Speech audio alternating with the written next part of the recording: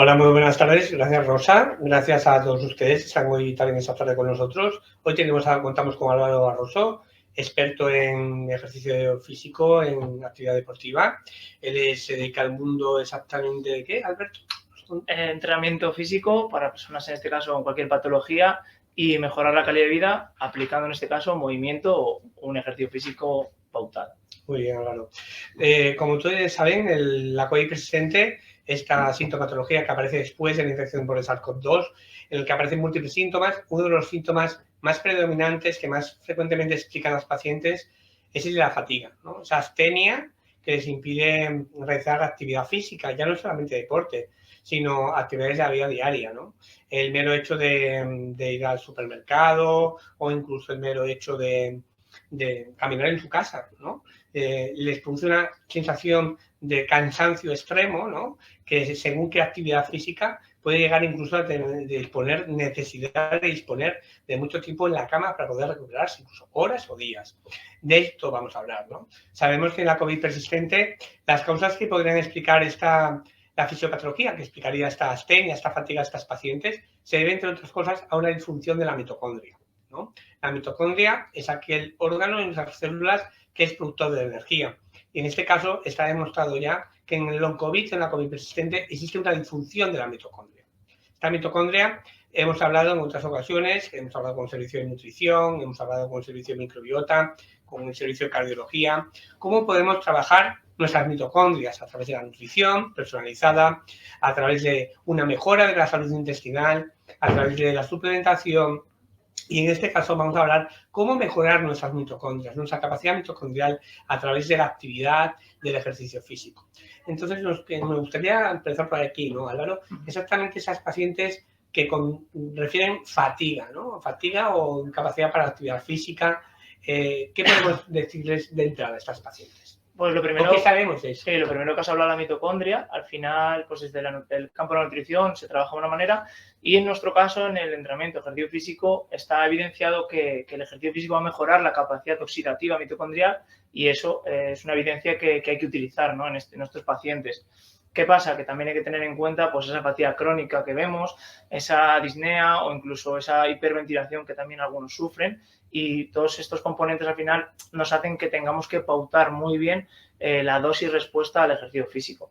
Pero lo que está claro es que obviamente de long COVID no hay unas grandes publicaciones a día de hoy, pero si nos basamos en publicaciones en evidencia científica de esas enfermedades crónicas o esas patologías crónicas y se ve cómo el ejercicio físico pautado va a mejorar la calidad de vida en general, ¿no? Muchos marcadores, pero en general la calidad de vida, ¿por qué no aplicar eso, ¿no? Esos beneficios al long COVID? Exacto. Cada vez va a ir surgiendo más evidencia científica. Tenemos un par de estudios, por ejemplo, aquí en España, se ha hecho en la Universidad de Murcia, en concreto, en el que se ha hecho una pequeña prospección de pacientes, unos 40 pacientes, que hicieron una actividad de rehabilitación muy personalizada, utilizando un poco la rehabilitación deportiva, que en este caso tú nos puedes explicar un poquito qué es rehabilitación deportiva versus una rehabilitación funcional convencional, ¿no? En el que se observó lo que tú bien dices, la mejora en la calidad de vida, que yo creo que es fundamental en ese tipo de pacientes. Por incidir en ello, ¿qué significa rehabilitación deportiva? ¿Qué podemos considerar rehabilitación deportiva? Al final, rehabilitación deportiva va a ser mejorar una función que en este caso ha empeorado por algo, ¿no? En este caso ese algo va a ser ese COVID persistente que estamos viendo y hay que cuantificar de dónde partimos y si vamos mejorando. En ese estudio que mencionas es muy interesante porque son marcadores que analizan y se ve una mejora en el consumo de oxígeno, por ejemplo, se ven mejoras en la fuerza en general, menos dolores musculares, entonces todo eso al final se está viendo cómo si lo utilizamos de manera pautada, mejora. El problema viene dado porque también hay controversia en este aspecto, como bien sabes, que si utilizamos el ejercicio físico sin pautarlo de una manera correcta, pues esa fatiga, nos vamos a acumular fatiga y pues puede ser totalmente opuesto el beneficio, o sea, nos puede ser nocivo realmente. Sí, podría ser contraproducente, ¿no? De hecho, los pacientes muchos explican que cuando aquel día que se encuentran un poco mejor y hacen mayor actividad de la que están habituados por la patología, pues como que luego lo pagan con 3 o 4 días. En cambio, otros pacientes que empiezan a explicarte cómo modulan esa actividad y llegan a controlar, porque al final es importante el autocontrol, ¿no? La automodulación en qué actividad física tengo que ir de manera escalonada o de manera gradual, ¿no? Es un poco de manera gradual ir adquiriendo la función, ¿no? Recuperar la función de manera gradual.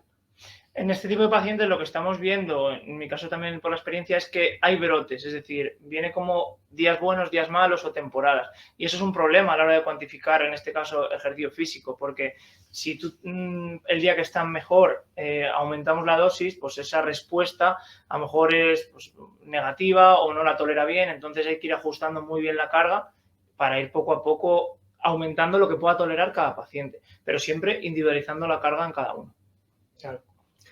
Es correcto.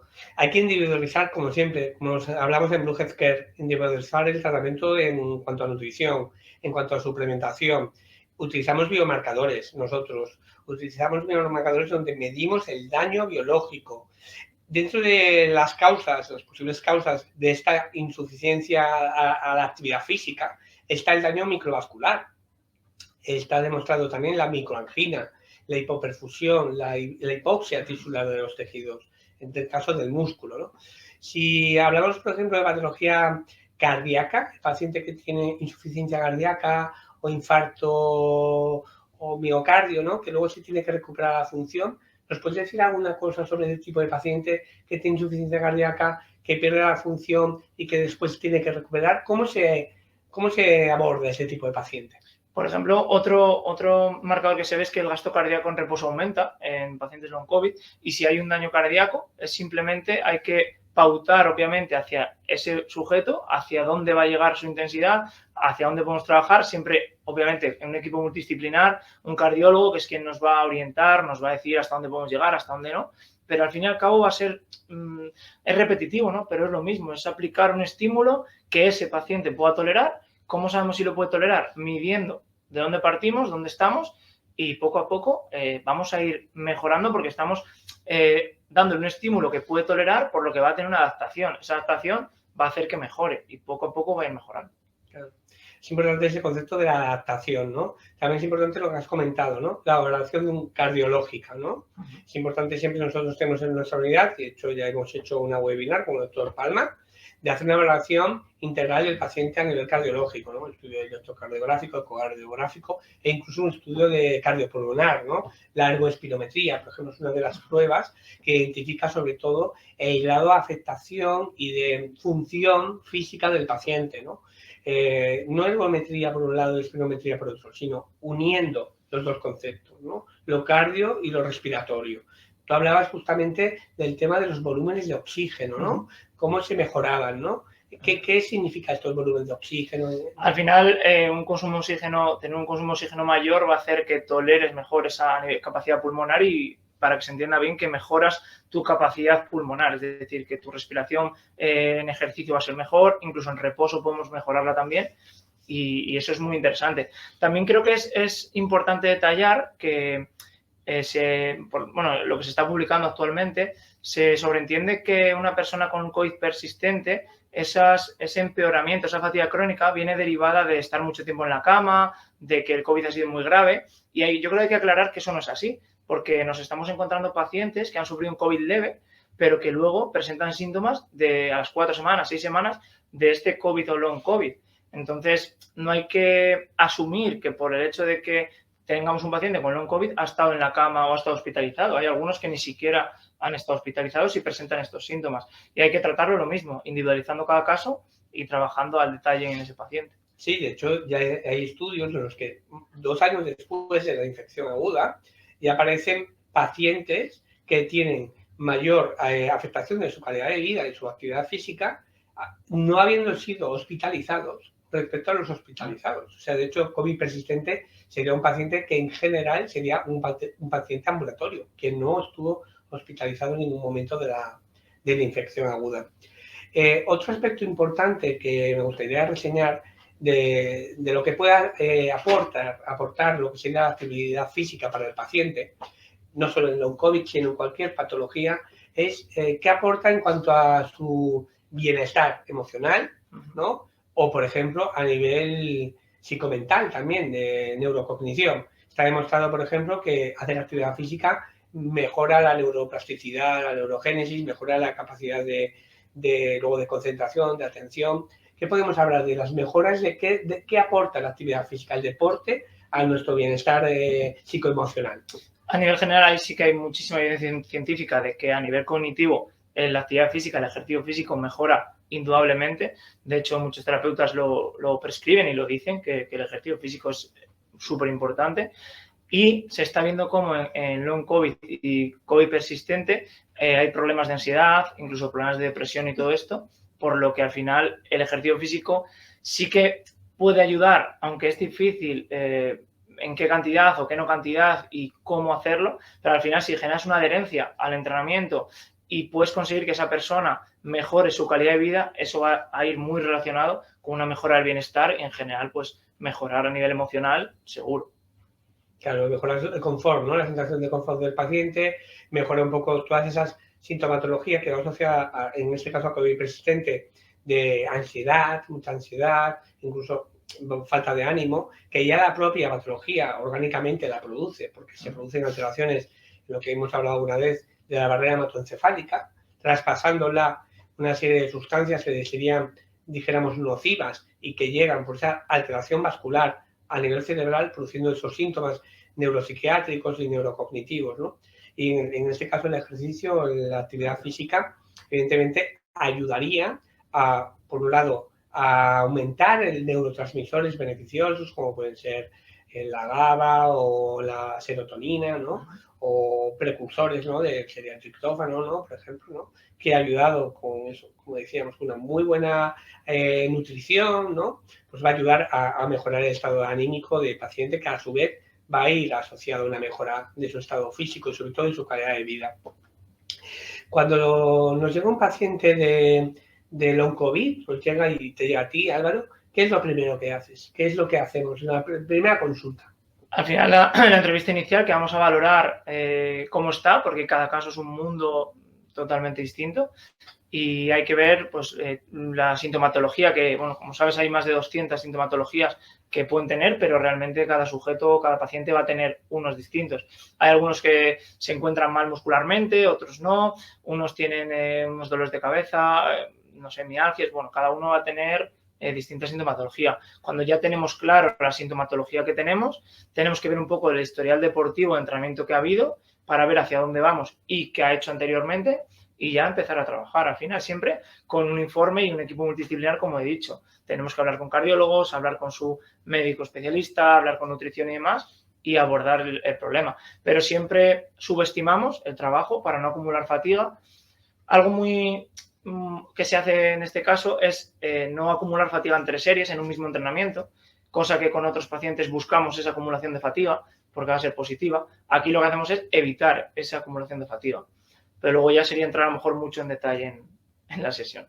Claro, es un muy buen concepto, eso de no acumular fatiga, ¿no? Porque justamente eso es lo que ellos dicen, ¿no? Lo que ellos explican, ¿no? Claro. Que acumulan fatiga, que el día que hacen alguna actividad más allá de lo que están haciendo, porque aquel día se encuentran aparentemente mejor, luego lo pagan con 3 o 4 días, porque es como que no han hecho no ha sido gradual, ¿no? Han pasado dijéramos, de no hacer nada a hacerlo lo que sería todo sin ser todo y luego lo llegan a pagar con 3 o 4 días realmente de caída. Sí, y en cama, creo incluso. Y en cama. No es como un paciente sano que no tiene ese problema, un exceso de entrenamiento le puede someter a un dolor muscular al día siguiente, una fatiga superior a la que tiene normalmente y que ese día pues esté peor, pero en este caso de pacientes le puede suponer una semana en la cama. Entonces hay que graduar muy bien esa fatiga, al fin y al cabo. Yo creo que es de lo más importante. De hecho, aquí es importante el tema de la automodulación, ¿no? El paciente se tiene que empezar a conocer, ¿no? Exacto. Tiene que empezar a entenderse un poco, ¿no? Esto de los deportistas de élite, ¿no? Que hemos tenido algún caso, de hecho, que hemos tratado, de deportistas de élite, que ellos te explican muy bien cómo se escuchan el cuerpo, ¿no? Cómo se entienden un poco, o pacientes, por ejemplo, que tienen ese histórico que eran pacientes que hacían de actividad deportiva, no de profesional, pero que hacían maratones a nivel amateur, ¿no? Y se empiezan a escuchar. Y muchas veces explican cómo el día que entienden que no pueden ir directamente a hacer la actividad que hacían o sea, como antes de la enfermedad. Tiene que ser todo muy modulado, ¿no? Muy modulado, y que dentro de todo ese proceso, evidentemente, puede haber algún momento de crisis o de brote. Eso lo debemos, entre comillas, de asumir, ¿no? Que es un proceso, ¿no? Que no es un me levanto y mañana voy a salir corriendo. Claro, y hacérselo ver también al propio paciente. Claro. Que va a haber brotes, va a haber épocas que va a estar mejor, peor, y eso al final hay que asumirlo y partir de eso también. Cuando hay una época así, pues se vuelve hacia atrás, se retrocede, se baja intensidad o se trabaja sobre eso, ¿no? Pero a nivel mental también es importante que sepan que va a pasar eso, porque si estamos mejorando mucho a pasos agigantados y de repente hay un brote una semana que baja todo, hay que estar alerta y pendiente de eso. Claro. Uno de los síntomas que ellos explican, algunos de estos pacientes, es el tema de la taquicardia postural. La taquicardia sinusoidal inapropiada. ¿Se puede trabajar a través del ejercicio, modular de alguna manera nuestra frecuencia cardíaca? Sí que es cierto que cuando una sintomatología también es esa hiperventilación que tienen, ¿no? Pero hay que intentar trabajarla en el momento. Es decir, no podemos preorganizar qué va a pasar, sino que en la propia sesión, cuando tú ya la tienes programada, vas a ir viendo cómo el paciente va evolucionando. Y ahí sí que es cierto que vas a aumentar o a disminuir dependiendo de cómo se encuentre ese día. Pero la tendencia es, en mi caso y lo que estoy viendo, es que mejoran esos síntomas o esa sintomatología. Vale. Entonces eso sí se está bien. ¿Nos podrías explicar un poquito, si ya sé que cada caso es un mundo, pero cómo sería esa progresión? ¿Cómo se va observando esa mejora? ¿Qué es lo que nota el paciente? Se nota más fuerte, fortaleza como sentimiento de más vivo, con mejor condición. A nivel respiración se fatiga menos, notas cómo te aguanta más ejercicios, se mueve mejor. El miedo que pierde, porque tienen mucho miedo, vienen de una fase que han estado con una fatiga muy, muy elevada, entonces tienen miedo a cansarse y luego estar muy mal. Solo el hecho de perder ese miedo ya cambia mucho. Para mí una de las cosas más importantes es cuando llegas al entrenamiento y notas que les apetece entrenar. Eso ya ha mejorado mucho, porque de no apetecerle nada a que les apetezca, quiere decir que algo están viendo bueno en esa sesión de entrenamiento. Y luego ya, pues marcadores como la velocidad de movimiento, si usas un encoder lineal o cualquier aparato, un dinamómetro para medir la presión palmar en este caso, la fuerza de agarre, cualquier aparato que puedas utilizar para ir midiendo la progresión, perfecto. Otro concepto que es interesante es el tema de la atrofia muscular, de la sarcopenia, la pérdida de músculo, ¿no? ¿Cómo recuperamos ese tono muscular? Entrenando, es importante. O sea, al final la pérdida de músculo la tiene todo el mundo. El propio envejecimiento hace esa sarcopenia y dinapenia, esa pérdida de masa muscular y pérdida de fuerza. Que es más importante también la queratopenia, que sería la pérdida de velocidad de contracción del músculo, que eso también es interesante. Y la única manera que tenemos es entrenando. Entonces, tanto en un COVID como cualquier paciente normal que esté cumpliendo años, que eso nos pasa a todos, tenemos que entrenar. Y eso es pues mediante entrenamiento de fuerza, con ir sobrecargando progresivamente, con intensidades correctas, con técnicas correctas, es decir, con un profesional del ejercicio físico, y poco a poco vamos a evitar ese deterioro que la vida lo da directamente y las patologías pues más. Claro. Vale.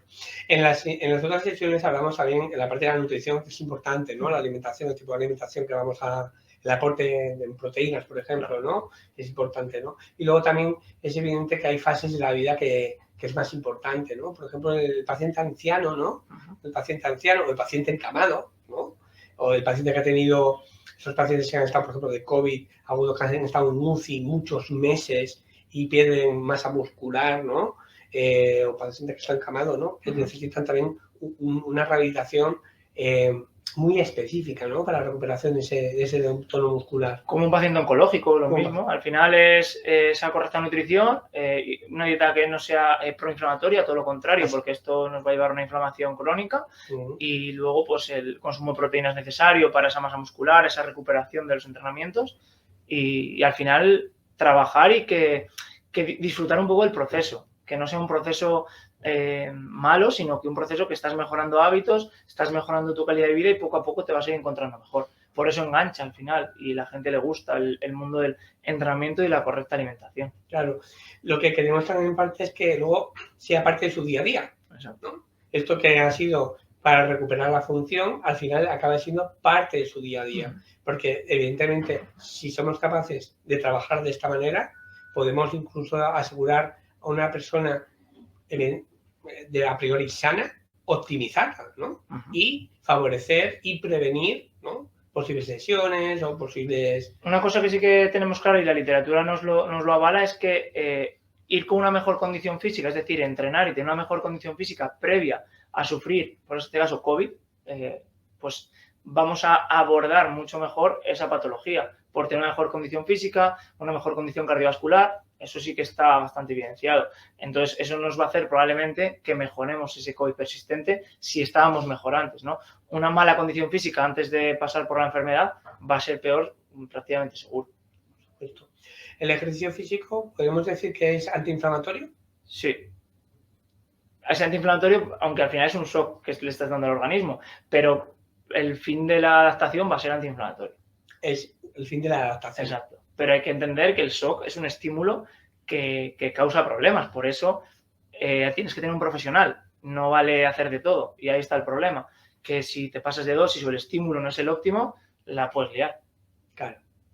De hecho, algunos pacientes, pues eso, lo que tú decías, hay pacientes que han hecho unas intervenciones de rehabilitación como muy traumáticas para él, que han encontrado una fatiga luego brutal y luego han tenido lo que tú has comentado, un miedo, un terror a hacer cualquier tipo de actividad, porque ya piensan que cualquier cosa le va a ir mal.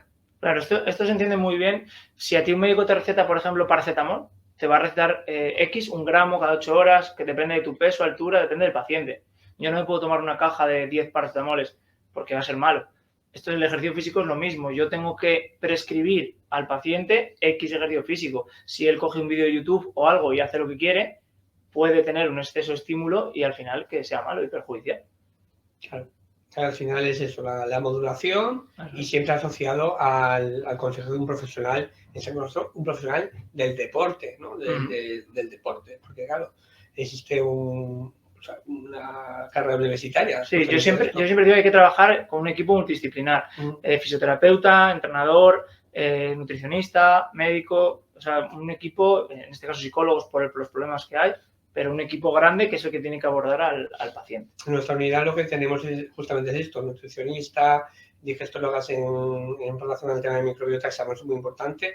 De hecho, hay un eje músculo-intestinal. Intestino, de hecho. Hay suplementos que sabemos que son súper importantes a nivel del músculo, por ejemplo, la vitamina B12 es importante, vitamina D, todo el tema del hueso también es importante, ¿no? La salud del hueso, ¿no? O sea, realmente se está todo conectado, ¿no? Evidentemente un paciente de COVID persistente que tiene una multiplicidad de síntomas, porque hay una afectación multisistémica a nivel vascular, a nivel inmunometabólico, a nivel mitocondrial, a nivel neurotransmisores, pues es necesaria la intervención de profesionales como tú, de nutricionistas, de digestólogas, en un caso de cardiólogo, de neumólogo, de cualquier especialista que sepa que es una visión holística, ¿no? En este caso de la enfermedad.